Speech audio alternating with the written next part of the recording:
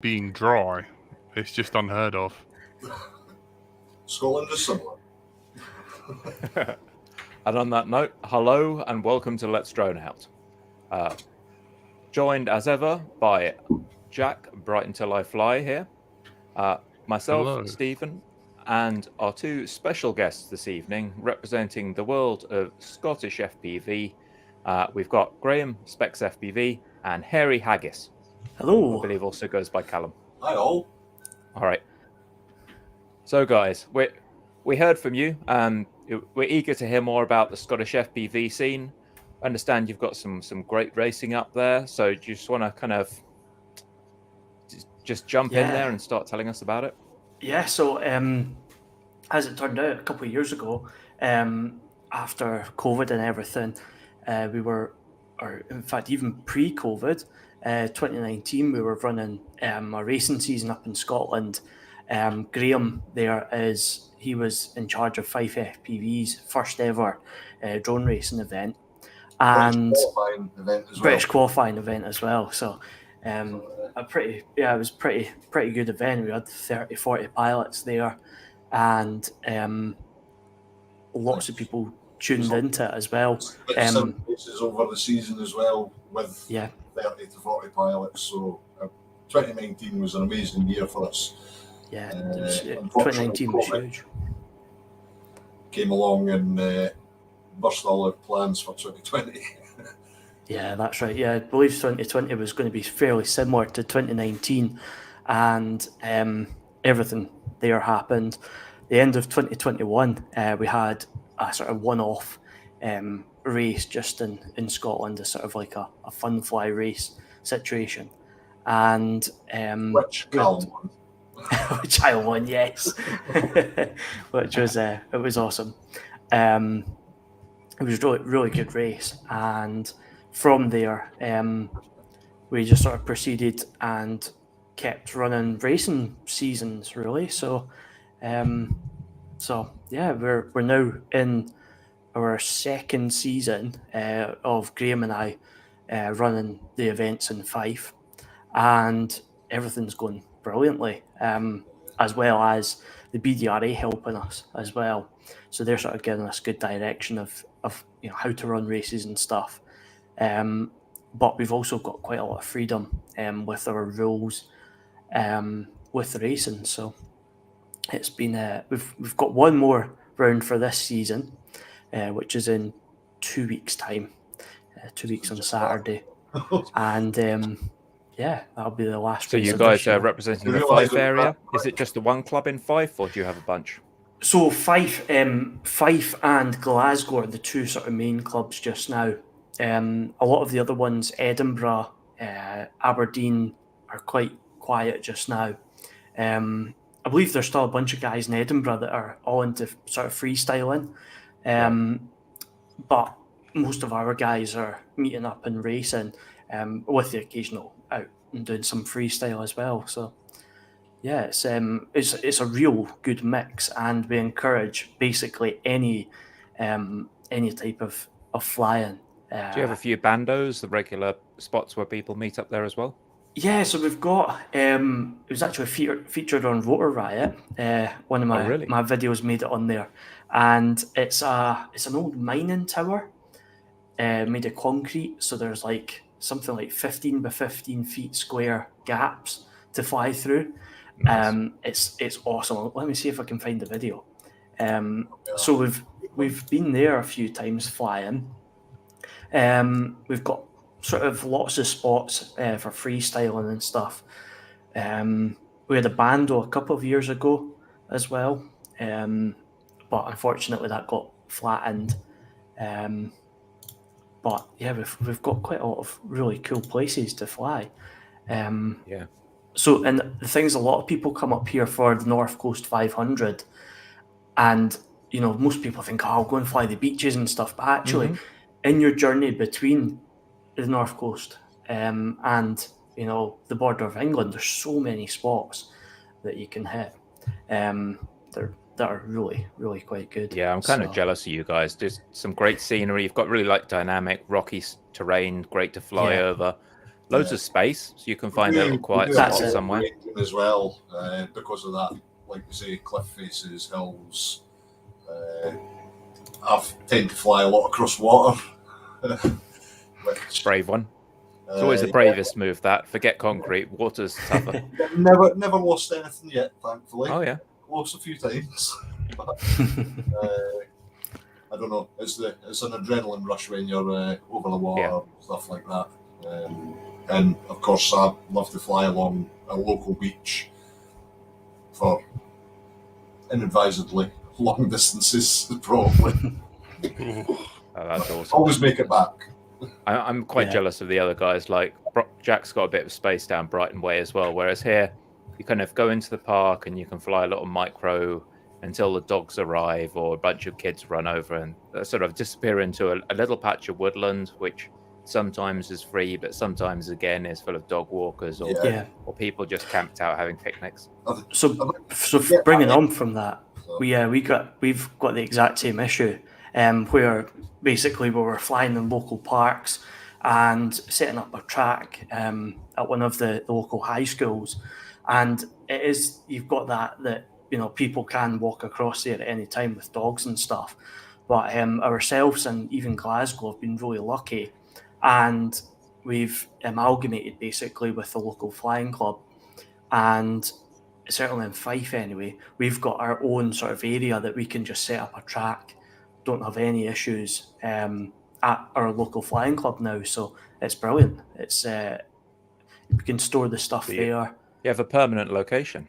Yeah, permanent location. Yeah, we can't leave the stuff up, but the gates and things up, which would be even handier. But there's a big shed there, a lawnmower. So yeah, it's awesome. Sounds ideal. It really is it's a perfect place for shed for the winter as well. So I'm guessing one of the reasons we got you on here, flying is awesome. It's great to hear about, but what we really want to do is tell people in Scotland that you guys are out there, and if they do want to get in touch, you said you've worked a bit with the BDRA, and how do they find the clubs? How do they get started? So primarily we're on Facebook. We use Facebook as a sort of means of posting out events, and we've got a Scottish FPV racing series.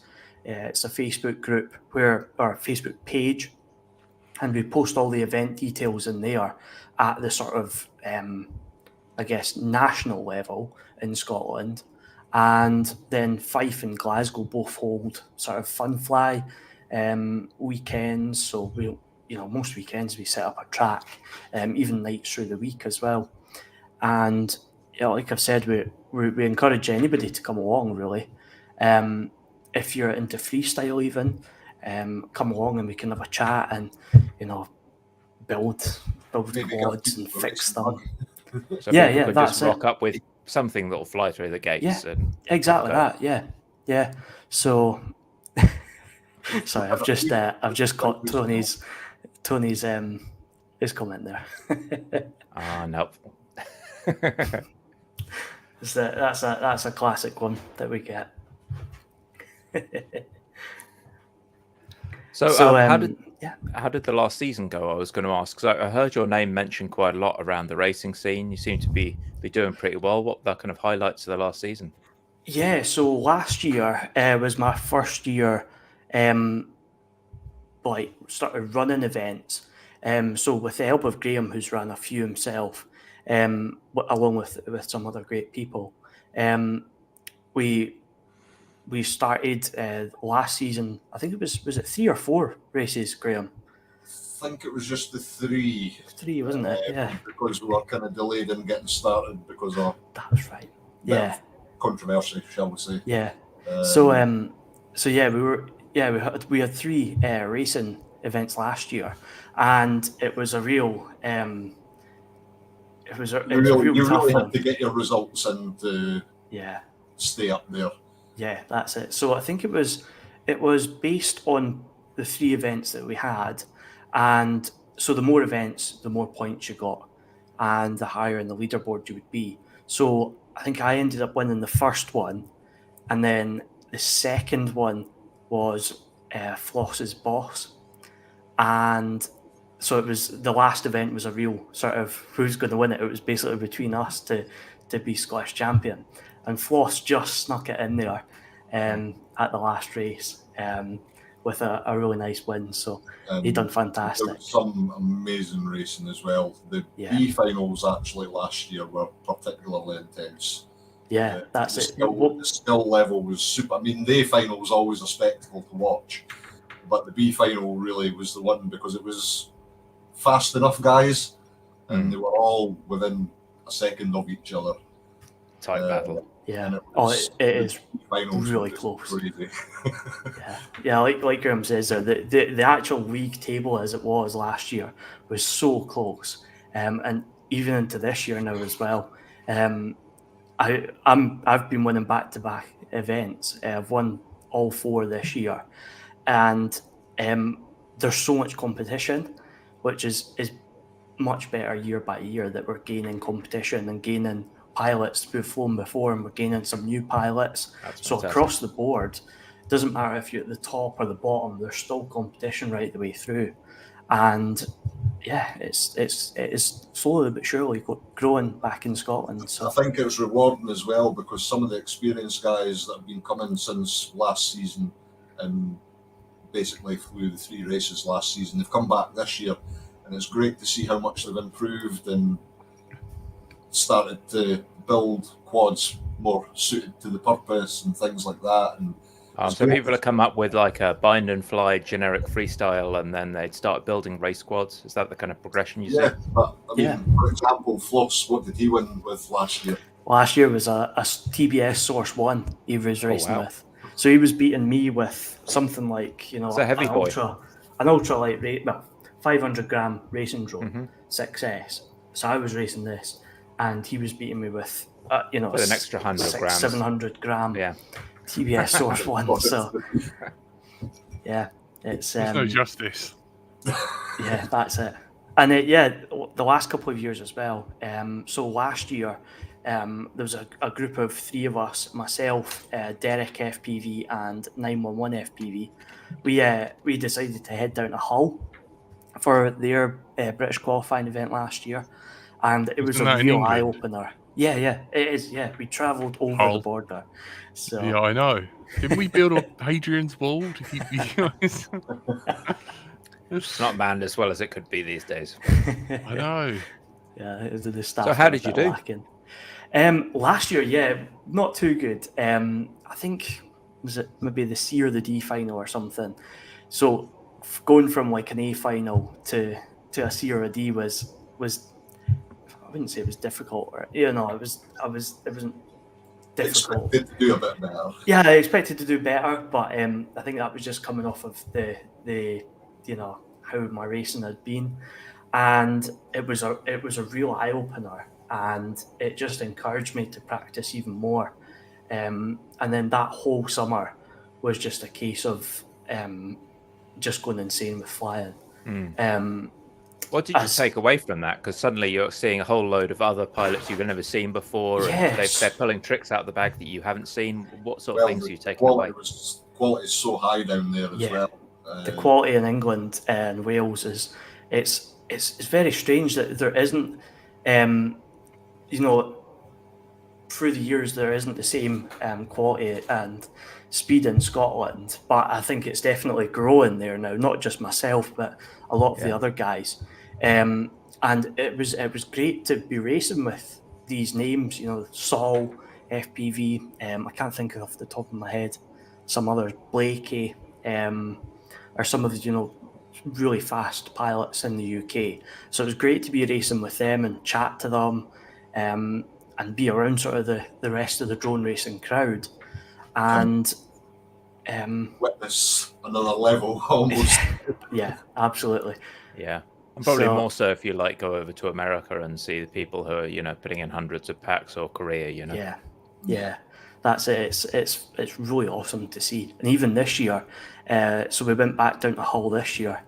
I was very last minute in signing up, but went down, and I think on my last heat of the day, so the last qualifying round of the day, had placed me in second for qualifying. So I was in the final, and I was thinking, my goodness, how have I just pulled that out of the bag? Because there was guys there last year that were beating me, and I'm thinking, oh man, like this is awesome. And then I looked at the timings, and I think Saul was something like 30 seconds faster than me over 3 races or something, or so many races. And I was just thinking, wow, that puts things into perspective, how there's another level there in racing, that I think, oh wow, I'm getting really fast, but at the same time, a lot of other people are getting a lot faster as well. Brought down the reality. Where did they find the seconds though? Because I don't race at all, and I think, as soon as I see someone race, I'm like, wow, that's really fast. Then you see the pros, and you're like, oh. I think it really is just about keeping things smooth, I find. And a lot of people have started saying to me that, I'm thinking, why am I killing packs, for example? And the other day when we were at the racing last Saturday there, I realised now why I'm killing packs is because I was touching the top of the throttle. And that was a 6S quad with a throttle cap. But I'm thinking, my goodness, this is insane that I'm touching the top of the throttle now. And, I need the limit there is now a throttle cap for me to go faster. But I think it is all about being smooth and consistent as well in your flying. It's like myself, I'm the B mains terror usually. When I don't have bad luck, I tend to terrorise the B mains because I'm not the fastest, but I am very consistent. And I don't tend to drop it much, as Callum will tell you. I'm always taking the mickey out the guys. Don't crash, because I'll be right there.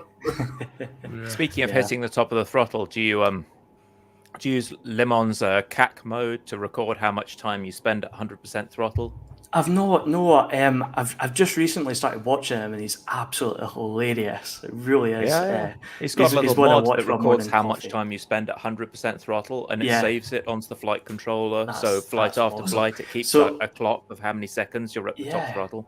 I wonder if that works with because, like I said, I'm running an 85% throttle cap on 6S, and interestingly, and a lot of people are like, my goodness, what are you doing? So I run 1750 kV motors on a racing drone. Now, all the racers are 1950 and upwards. 2000, yeah. Yeah. So I'm running MCK ones are like 2000 and something, 2050 or something crazy, aren't they? So I'm running 1750 kV motors, and for all of this season, apart from the last race, I was running 5S batteries. And for some reason, it was clicking with me. And honestly, I would advise anybody that struggled with 6S, because I raced 6S in 2019 and for a long time, and I was loving it, but I changed props and stuff, and I was really struggling to keep it sort of dialed in some of the tracks. And I got a bunch of 5S Mini Star China Hobbyline batteries for really cheap, and I was like, this is awesome. Like, I'm winning races with a 5S pack. So the 6S was the next level to go back there and try it out. And it's definitely starting to squeeze out a little bit more power now as the races go on. Okay.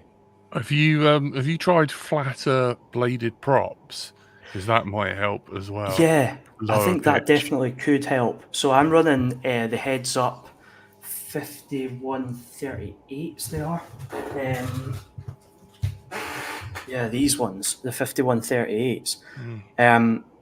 So they're quite an aggressive pitch for 6S. A lot of the higher sort of KV guys are running sort of like 5127s and stuff. So they're quite a bit less. And actually, I did notice the other HQ props I've got there. So these are 51, 5.1 inch. The other ones I've got are 4.9 inch, and I had no clue. Yeah, I had no clue that they were totally different. I was flying the Spangs last week. It surprised me. Yeah, You get really fast, like pitch and roll response. The motors Yeah. just change speed so fast, everything feels because it's tighter. got But a lower my prop God, the disc, hasn't it? battery was hot when it landed. Like 2.5 minutes, the battery is dead, and I was like, "Wow, that's hot to touch." Oh, I would love 2.5 minutes because my batteries get eaten, honestly, eaten. I just recently got some of these. You can get them from 1,500 UFPV. milliamp hour, 150C pack held up to the camera here. 150, the 300C the burst magic number. apparently. All But that is I have to say they are really nice. Who makes those? I didn't recognize the logo. Onbo, it's called. They must be quite I've never new heard in of Onbo in the before. space. Yeah, UFPV started selling them just recently. All right. This isn't a subtle plug or anything. Yeah, I've heard of but- Dogcom, which got quite Yeah. famous all of a sudden. Yeah, so I've got a couple of those, and they seem pretty on par. But those are slightly bigger, and started running them just last week on the race, and yeah, really enjoyed them. That one's a bit bananaed after I crashed one of my racers, but fortunately you can't get single X Novas just now, so it was a T motor that I've stuck on there. So, in the meantime. but again, It was a good does the crash. job. Oh yeah, it was a good crash. So you're yeah. just like basically forcing yourself to get smooth before you go fast. That's the through line of this discussion is like you got all the power and you just blew out the corners and the times weren't getting better. So you actually, forced yourself to slow down with 5S, Yeah, the throttle cap, and then you got control of the power, and now you're bringing the power up again. yeah, that's it. Yeah, so a lot of people just go out and buy, they might buy just the best 6S racing rig there is.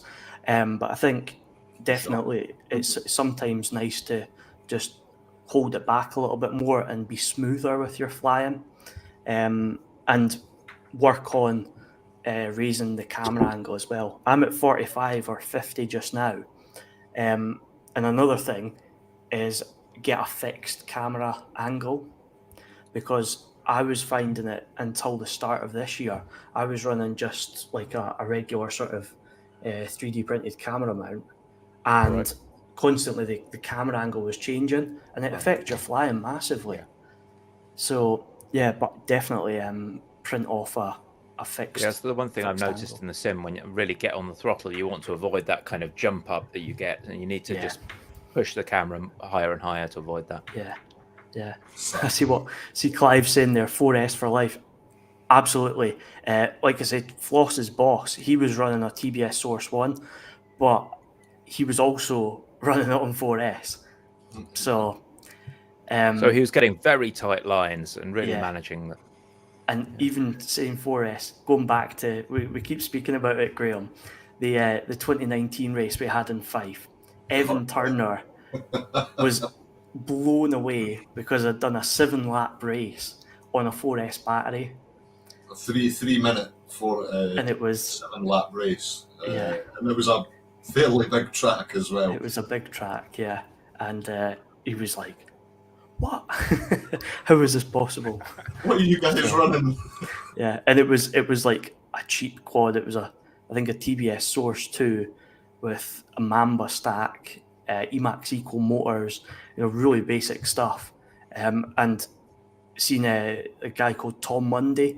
He runs very similar with a Fly Sky controller, and he's winning. He's winning, or certainly doing very well in the British qualifying events. That's awesome. Down So south. you don't need the expensive gear. You can start out and just work on the skills. Yeah, absolutely. Speaking of all this, one thing that's come up a little bit recently is spec racing, and people are talking about, setting RPM limits and trying to get the quads on an equal footing. So it's less about, who's got the highest KV, who's got the best batteries, and it's just about, who does the best lines. Yeah. I'm It's actually really attracted by that idea. Yeah. Because of the way I fly, I'm not the fastest. I tend to work on smooth lines rather than being super tight or super fast. Just being smooth and getting through the race. And I think spec racing is an amazing idea to really level the playing fields.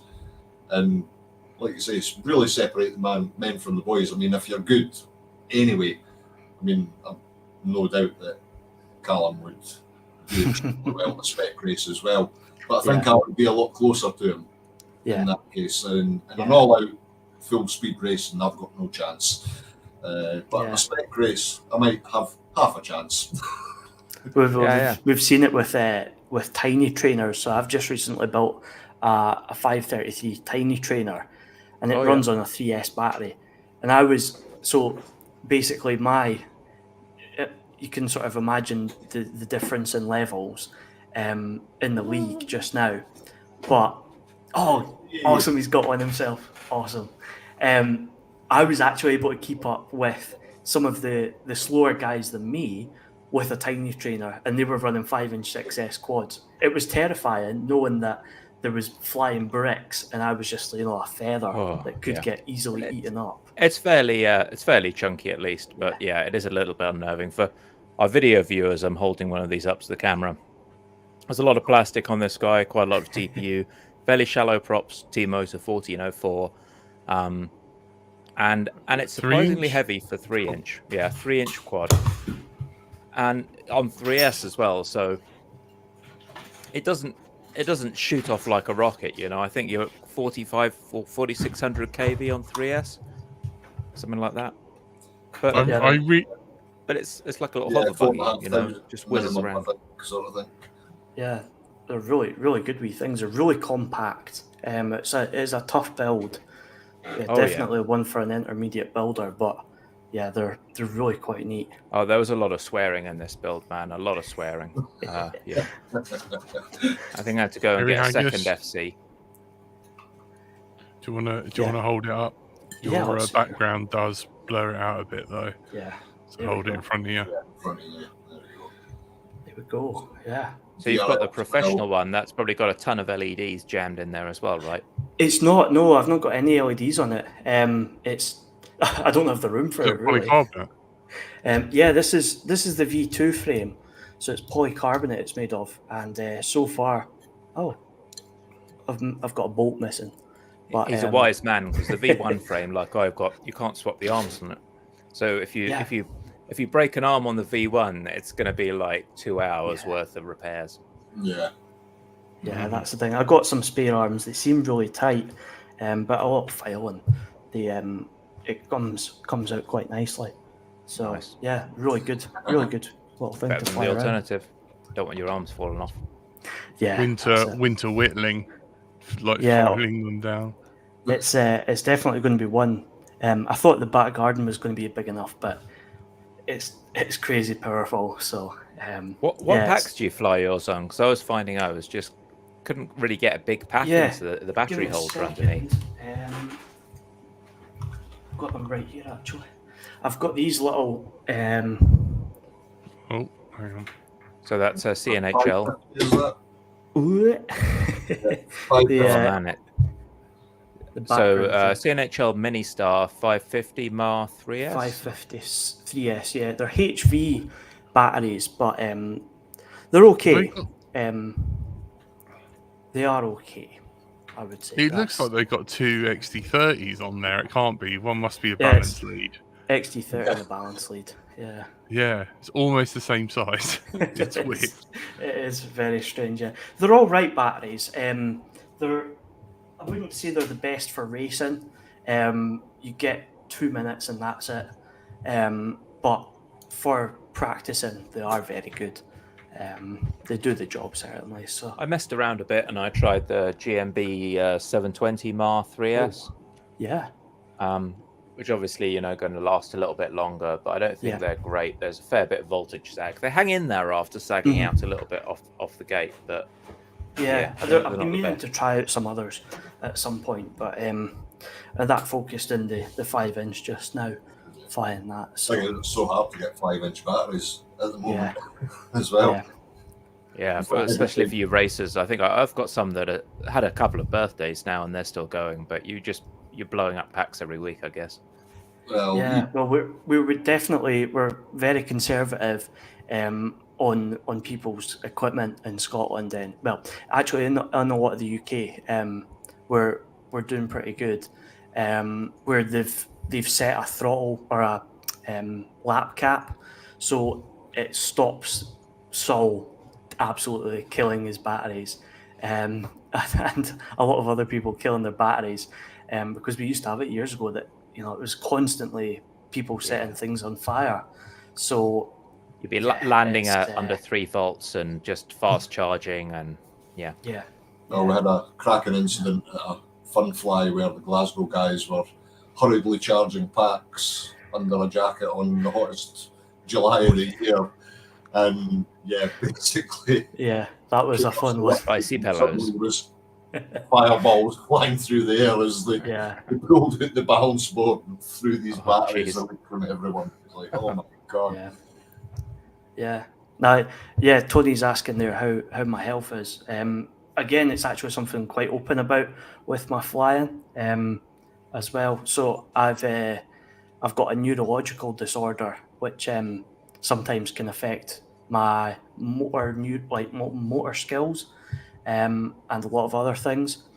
But flying FPV is like the main is the one thing that just gives my brain a chance.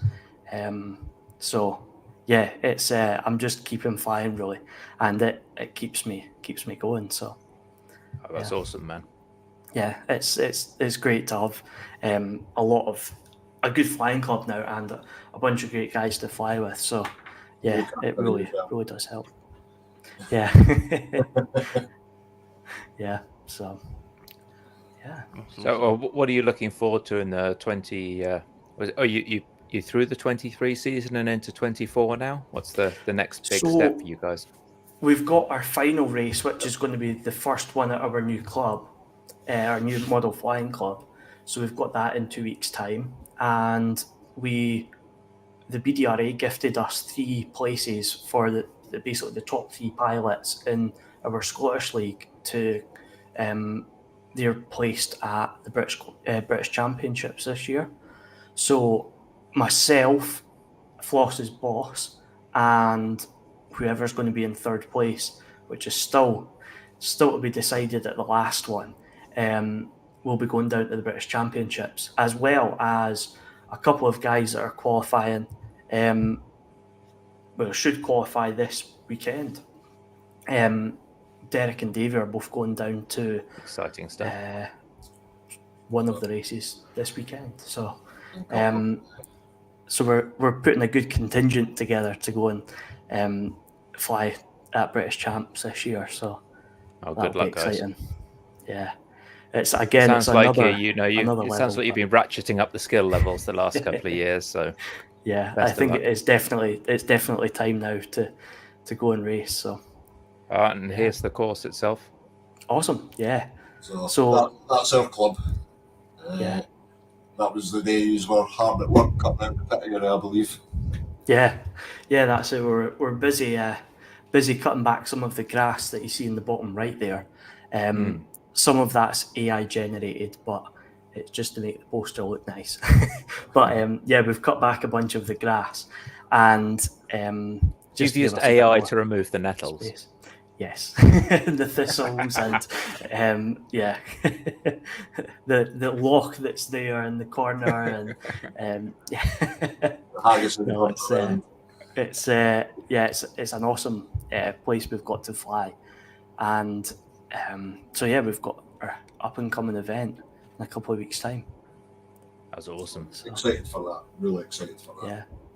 And of course, the guys at the club, they're all older guys. They're flying scale aircraft, they're things like that, and they've never seen drones. Had a bit of bad rap with them, and one of the guys put in a lot of work. He flies scale models as well, but he put in a lot of work to get us our foot in the door at the club. And since we've been along, the guys have been so welcoming, and they just had no idea what was involved. Yeah. I bet they're surprised you can fly that close to the ground and not crash. Yeah, I mean, a lot of these guys, they're 60 plus years old and they've never seen anything like it. But like you say, you pop the goggles on them and they're just like, wow, this is amazing. Oh, that's fantastic. Yeah. So long Speaking time of coming. goggles on that, are you guys predominantly analog, or have you kind of caught the HD0 fever? How's that going? Scotland is now over 50% HD0 in the racing scene. So Graham and I have both got a set of Everyone's HD0 got religion. goggles. So it's we counted at the last race and there was 6 pilots out of the 12. All were racing HD0, and most of them have got the goggles. In fact, I think everyone's got the goggles that flies HD0 now, and we've got a few more converts coming through. Because they see the light at the end of the tunnel now. And do you think it makes it more approachable to new guys who are coming up when they think, oh yeah, that's not half bad, I can see what's going on? Yeah, so I think I personally I would, if I didn't have the HD0 goggles and HD0, I would still happily run analog. I think it's definitely a better point of entry to new pilots is buying a set of analog goggles first. We always say, certainly people joining our club, to try a simulator first. But definitely get the first 1,000 crashes in for free. Yeah. Right. Yeah. And then I would advise people to get a set of analog goggles. But if somebody had said I'm wanting to get a decent set of goggles, now I would say HD0 goggles are the way to go, because you could do walk snail, analog, and HD0 on the one thing, and that covers basically a massive chunk of pilots now. So they're really versatile, and they're nice goggles. I got to try them last week. I was quite impressed by the quality of it. I've got a massive nose, so that was a bit of a problem, but they're a very high quality product. Yeah, no, I do feel the fit. I've got quite a big face, and I feel that I can't say what I thought they felt like on here, but they do fit really nicely. So Graham knows exactly what I mean. That's one for another day. One for the bonus pod. Yeah, they are really a nice fit, and I got them super early. Really lucky, but they're really, really good. I think the fact that they're open source as well. I mean, specs FPV. I have really bad eyes. I've got a plus 8.5 prescription, so I'd used diopters on the Fat Sharks previously. The fact that I was able to print a faceplate to accommodate my current diopters, which were very expensive to have made just purely because of my prescription. The fact that I was able to print a faceplate off that I could slot my diopters in and not have to buy new diopters. Oh, from your original Fat Shark diopters. Yes. I was really quite amazed at how well they fitted and slotted in. I'm like, this is perfect. Because I'd almost written myself off from getting them, because I was like, I don't really want to buy new diopters after spending £500, £600 on a set of goggles and things like that. So some kind soul out there designed a faceplate. So of course, first thing I did was print it off, and as soon as I did a test fit, I was like, "This is going to be great." I'm convinced. I'm sold. Yeah. So, how much were your diopters, if you don't mind me asking? They were £160. Not a small investment either. So 80 quid a lens. Got astigmatism or? Very, very, very long sighted. Effectively, I don't have a natural lens in my eye. So I could get intraocular implants, but screw that. Yeah, fair enough. Yeah. So when you're flying HD0, expensive VTXs compared to the cheap analog boards that used to be like maybe 10, 15 quid a pop. Yeah. How do you guys save them? Are you running BECs? What measures do you take to preserve the VTX? I've started running the little Maytech BECs in the quads. They can do, I think, 5 or 9 volts. They seem pretty damn good. They're quite cheap for 3 of them. I definitely advise people to run a HD0 VTX off a BEC instead of off a 5. You don't have a capacitor on the feet. Right. to the VTX. I have both run off either HD BECs on the flight controller or from VBAT, but always with a capacitor as well to absorb the. And that makes a noticeable difference, does it? The amount Yeah, of I mean, VTX I raced one HD Zero quad all last year. Yeah. And eventually that's great. that VTX, it was the Whoop VTX as well, so it's fairly fragile. And I had crashes and bashes and all the rest of it. And it's ropey now. I wouldn't use it for racing, but it still works. I would use it on a sort of freestyle quad. Well, it's got a UFL as well. That's it's tricky to work around. Yeah, that's something that I don't like about them. Yeah. I've had issues with UFLs popping off and getting to the back end of the track and going full rainbow screen. Oh crap! Oops. Yeah. So the hot glue definitely the antenna glue. well. Running. Oh yeah, Jack's the master of glues and adhesives. If you want to know how to stick something down, he's got it. He's got 101 different types of adhesive kicking around there. Liquid electrical tape and hot glue. Yeah. Yeah. I'm a sucker for that welder adhesive that Nick Burns uses for whoops. But yeah, he's got the real stuff. Oh, nice. Yeah. Oh yeah, the yellow stuff. Yeah. Hmm. That's the FR Sky Dunk. Just about. I'll have to get me some of that. Yeah, it's the one they used to stick the antennas on, the like XM pluses, isn't it? Yeah. Oh, Yeah, that's that's the official proper stuff. Yeah. If you want it on, that's it. And you don't mind having to try and wrench it off with a pair of pliers later. K-1668. The Kafuta Where's my damn K-1668. That's I've got some Kafuta stuff from a laser cutter. It's like high voltage silicon glue sort of stuff, and it's one of those that it's a pain to get off, but it sticks on there good. So A bit of acetone.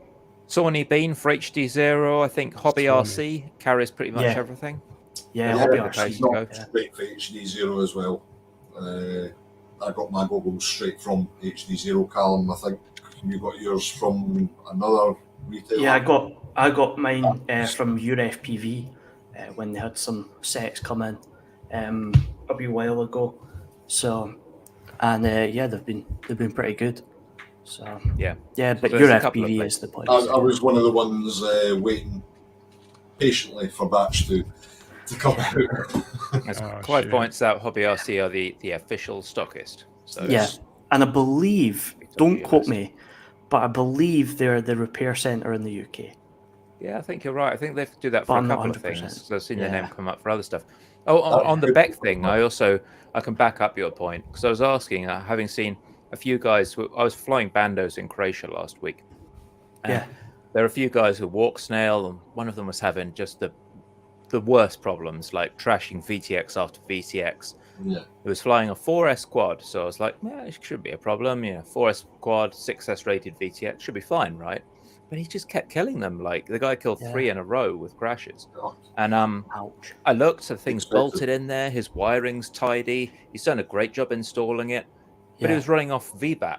And I just said, what I generally hear is that people run these off a BEC. So if you end up with a spike, that's going to hit the BEC, and you just get the same voltage out the other side until you could dramatically exceed the BEC spec. Yeah. And he was like, and borrowed some BECs off another guy and proceeded to crash the snot out of them for the rest of the week. And he was fine at that point. There was I forget the name of the guy that came flying with us the other week. He was flying in Croatia. I wonder if it was just with yourself. Gethin, it was, yeah. I forgot his name for a second. But Gethin, awesome. Excellent. Yeah. Nice, shout out to Hypo FPV. Yeah, he's a good guy. He came in was flying at a fun fly event a couple of weeks back. And very quick first time on a track, and he was rapid. So big shout out to him. He was doing fantastic. Yeah, he was doing some great stuff at the Bando as well. Yeah, awesome. Definitely struck me as somebody who would take that quite easily. As soon as I saw him take off, I was like, "Oh yeah, he's going to do fine."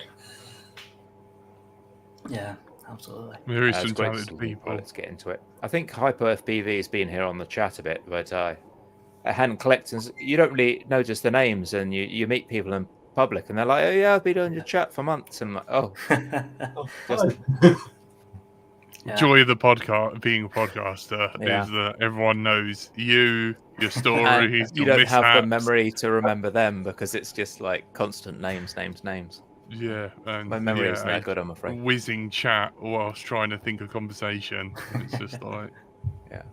Yeah. But yeah, that was an awesome event last week. I should shout out to people that this was an unmanned tech, another store, obviously unmannedtech.co.uk, and they organised this meetup to go to Croatia and fly a hospital that they'd built during the Yugoslavian conflict, and it kind of got 2/3 built, and now it's just this giant concrete and steel edifice, and it's the best place to fly. It's just fantastic. Wow. You can stand in the shade, it's blazing hot and sunny and nice, and you can just scream around this thing full throttle, and there's huge, great steel pillars, concrete pillars, lots of lattice work, towers, lift shafts, you name it. The main corridor is 700 meters long through the center of this bando. It is huge, and we rocked up there the first day, and there's people who are turning up painting graffiti art on the walls, like some students doing artwork on there. Just tons of them just hanging out and chilling. And yeah, it was a lovely place, really good. Awesome. A great crew to fly with as well. It's like the place in Glasgow, is it the Priory or something Yeah, like that? yeah. I don't know if that's still available. It was fenced off for a while, but similar sort of place, just this huge concrete edifice with gaps for days, massive hallways. I never got a chance to fly there, but the Glasgow guys put some stuff in. Oh, Yeah. what a place! Yeah, I think it's one that's still sort of open.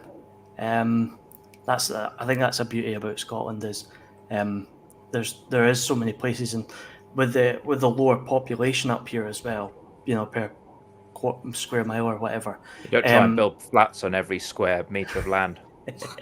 Yeah, that's it. Yeah, The thing is, the bandos all get boarded up, so you've got to be really quick if something becomes abandoned.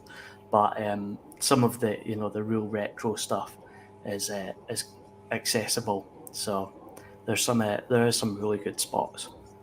But Castle the- ruins and such. yeah, Pardon? What was that, Graham? Castle ruins and such. There's quite Oh, a really? lot. Wow. Literally dotted about in the countryside. Mhm. Not necessarily tourist attractions. One place sort of between here and Perth. What's the name of it, Callum? Oh yeah, that castle. Castle. Yeah, we've set up a track around the castle. Man, I can't remember. Basically, I've got the video. it consisted of a tower and some ruins, but there was arches and there was a tiny dive gap and tiny holes in the wall and a huge sort of orchard area where you could set up a lot of track as well. And I say, just go down there. And again, you have to be careful for tourists, dogs, walkers, and stuff like that. But And video reception with like 8-foot thick stone walls. you'd be surprised actually. When I last went up there, I was basically orbiting the tower, and my video was cracking. Here we go. Oh, this is fun. I think this.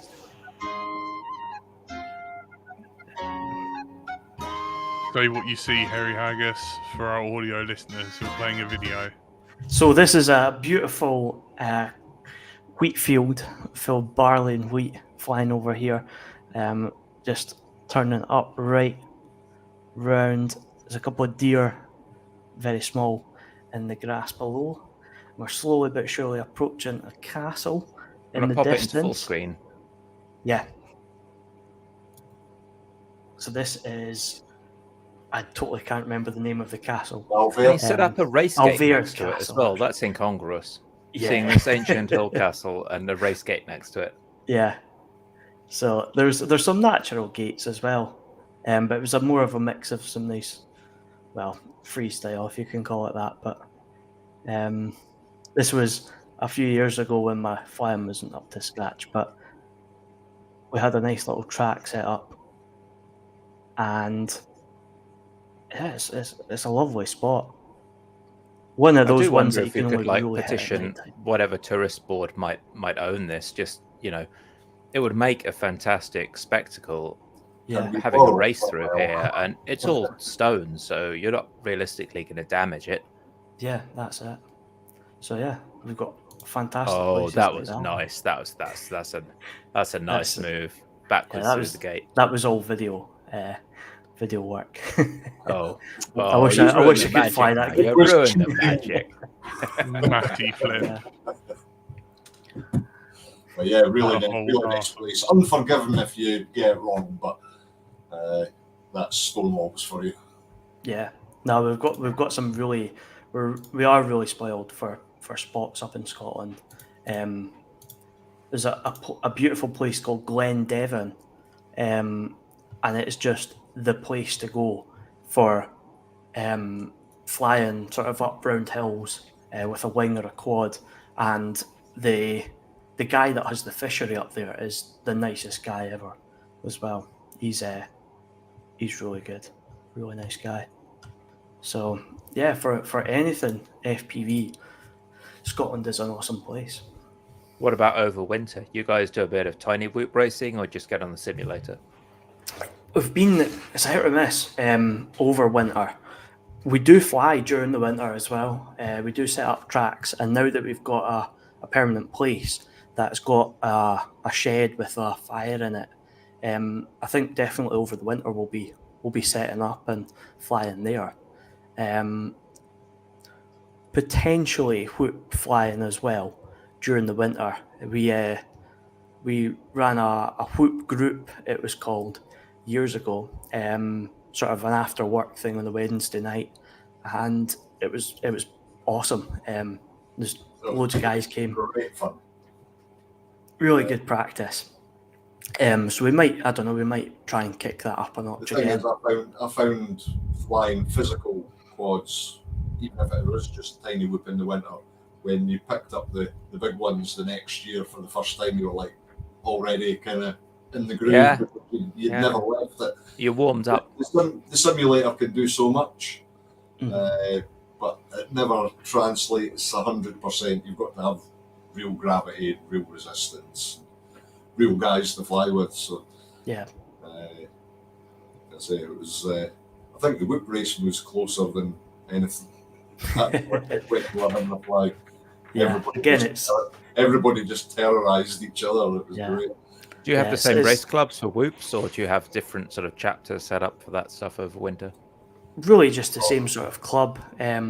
Really, yeah. I think I would like to try and host a whoop thing over the winter, similar to the season we've got Competitive. during the summer. Do a competitive one and try and get some. It's nice racing in like a church hall or something, but try and get something a little more advantageous with some natural gaps or that. Maybe like a shopping centre would be awesome. So we'll see anyway. But yeah, definitely I think it'd be good to get back into the whooping over the winter, and it's a great way for beginners to get into the hobby as well. Yeah.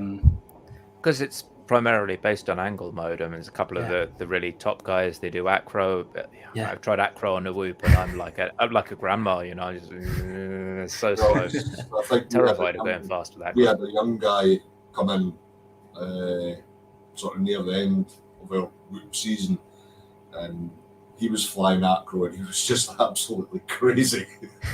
It's like, what? He was flying this thing like a 5-inch inside, and it's like, If you've got nice high ceilings, sure. well, That's it. yeah, this is Yeah. it. I think I'm too old to get the reflexes. I want to like loop something, and I've hit the floor before I know what's going on. Yeah. I know the feeling because I'm like twice the age of Callum, so it's like somebody made a mention about veteran class. I'm not quite a veteran class, but I'm nearly there. Yeah. So Old yeah, as- no, that's it. In Scotland, it's just one whole league, where it's just all based on just skill, isn't it? There's no veteran class or anything. It's all open class, I think if we had more pilots, we could start splitting things up a little bit more. I did think about doing spec racing towards the end of this year, but yeah, I think that's too Well, small. it sounds like it's getting there now, because the whole spec racing, it used to be forcing people to buy a specific set of components, and those would tend to be in high demand and limited supply, and the price would Yeah. go up. Well, the stuff that Le Mans was working on recently was like spec racing, but instead of buying a set of components, he's got the software to ensure that your RPM stays below a certain value. Mhm. Yeah. So you can fly your 6S quad, you can fly any old thing, and it's Yeah. just going to basically mean that you've got a RPM max reduction. RPM. Right. So when you okay. throttle up, you just get the same. So you say, right, everyone uses the same props, Yep. and everyone has a cap on the RPM, and after that, it's just, Right. off you go.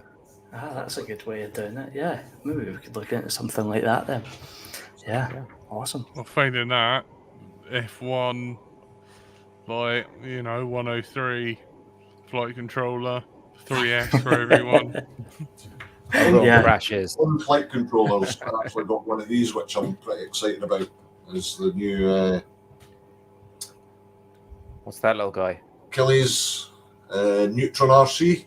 Oh, yeah, the Yeah. 8435. Yes. 32 Thought I would pick one up. £20. Yeah, that's a good bargain bit, that. For £20. At the moment, obviously, you need custom firmware and stuff, but upcoming. No, you can flash Betaflight 4.5 Zulu, and that's working on there. Yes, Ah. I'm being patient. I'm going to wait until it's officially spotted. Yeah.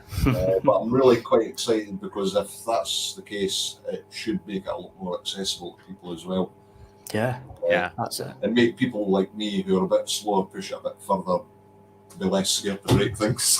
Sidebar catch up for any listeners who are not aware of the implications. Right up until now, we're using silicon ST microelectronics MCUs, which are like a CPU with your flash and RAM and everything all bundled into one chip, right?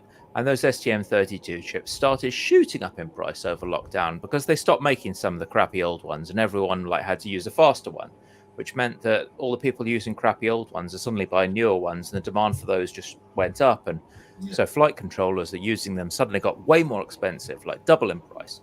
And what happened was that people started looking outside of the STM32 portfolio and saying, we don't need ST microelectronics per se, they're just easy to work with, but what would be a cost-efficient replacement? And the Artery Tech AT32 series, the F435, is a cost-effective replacement, right? This boy is like an F4 but running at 288 megahertz, whereas the F405 is a 168 megahertz. So it takes like an F405, runs it on a more efficient process, which allows them to run higher clocks, and that is basically equivalent to an F7 at about 195 megahertz. So it's a little bit slower than an F722. It literally falls just shy. Yeah, just a little shy of an F722, but it's got a mega flash, so you can run all the features you want as well. Yeah, it's a great little chip, and for 20 quid, I mean, it's just fantastic to see them for 20 quid. That's what I thought. I just thought, what the hell, grab it. Yeah, Watch it. There's very few videos out there about performance, but all the ones I've seen so far, they look solid. That's another one. Hey, 8835. That's is that all in one though? no, that's another one that's not quite out yet. one he wasn't supposed to show us. Oh wait, The that's the Neutron wrong RC one is somewhere on the desk here. Anyway, yeah. Yeah, but Yeah, that's good. They're That's great. That's The great guys to are doing see. really well. Yeah, The implementation's really speeding ahead for that as well. Like, most things are working. You've got bidirectional D-Shot, all the kind of regular peripherals work. I think the only thing that's not working is PWM D-Shot with D-Shot telemetry. Like, everything else works, and you can just use bitbang, and effectively it's all the same. It's just you have two options to run D-Shot. You have PWM or bitbang.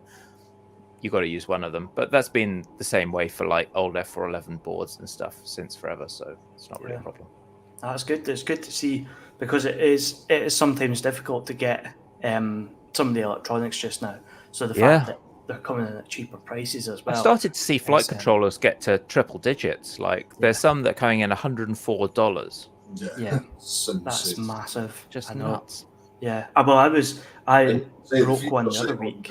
The F435. I was like, how can you get all this on a board for 20 quid? Yeah. And it's got a 12-volt regulator, which is brilliant for HD0. So there you go. It's what you need, yeah. Brilliant. You've got the BMI 270 gyro, which is a wee bit cheaper, but it's capable, gets the job done. Should be fine. That's it. I got a Foxier just recently. I'd been running the Sky Stars stacks, the F7 stacks, and they're fairly reasonably priced in about £80 or something. Yeah, they're for the nice stack. bits of kit. But I had the lightest crash on a gate a couple of weeks ago, and I picked up a Foxier one, and it was just the most basic. It doesn't have a high voltage Beck or anything. But even it was like 36 quid. Yeah. And I was thinking, like, I was buying the Mamba stacks in 2019 for that. So, What do you 40 tend to quid. break the most in your stack? So- What tends to die first? I can't really answer that because I've been very lucky recently. Okay. You're flying careful. Okay. I've run the same stuff for maybe the past 2 years, and within like a couple of weeks, I've had a flight controller and an ESC. The ESC was because the battery had pulled the XT60. But what I'm going to do Just rip the is pad off. That's always the worst. take a bit of the heatsink away and solder it to the current sensor. So it's a big enough pad, and should be all right. So we'll see. Jack, does that check out? Wear goggles when you call that. Yeah, that's going to be a Sparky boy. So, because it's a metal heat sink. I'm like, so I might get some of that liquid electrical tape in there and The heat try and- sinks, they're, I don't know. Does the heat sink really do a heck of a lot? that's it. I Should don't be okay know. without it. Yeah. I've got plenty of ESCs that don't have them. Which one is it? This is a Sky Stars KM55. Oh yeah, I'm using that as well in my freestyle quad. Quite nice, like. Really Yeah. nice. It took a lot of bashing at the bando. Yeah, I'm kind of a big fan of that. I flashed my one of those to AM32 just for giggles because I'm a bit of a fan of that. So, And it's got. Yeah, I've got seems one good. of those spike absorbers on the. You can't really see it because it's covered in electrical like tape. a But TVS diode. yeah, one of those, and it certainly seems to help a lot. So Yeah, anything you can get just to take some energy, a little bit of energy above the voltage that you actually want is good, isn't it? yeah. All right, Jack. I think we're coming up against the end of the show. Of anything that I've missed here, Jack? I need indeed to Callum and Graham. thank our lovely Patreons. Our Patreons are the best and the loveliest. Thank you very, very much. Thank you very much. Yeah, We wouldn't be here Awesome. without you guys. And good luck to the Five Flying Club. Good yeah, season. Good luck to you in Yeah. the finals, man. yeah. Thanks very much. Yeah, I look forward to hopefully seeing a bunch of pilots at the British Champs in September this year. So I look forward to being welcomed down in England and racing against some of the faster guys again. So And I hope we see a new generation of pilots who can be trained by you in the ways of racing. I certainly hope so. Yeah. As long as it doesn't scare them away. yeah. You can get it fast. It just takes a lot of practice. Get smooth, then get fast. Yeah. Get smooth, then get fast. Yeah. I'm gonna get a T-shirt with that on it now. So awesome. Checklist. Awesome. Yeah. All right. right. So want to see us out? Thank you very much to our guests, Graham, Specs FPV, and Callum, Harry Haggis. You've been fantastic. This has been Let's Drone Out, episode 409, with the Scottish FPV racing guys. Thanks to Jack, Bright Until I Fly, and myself, Steve, Balric, whatever. See you next week. See you guys. Cheers. Cheers. Thank you. Good night.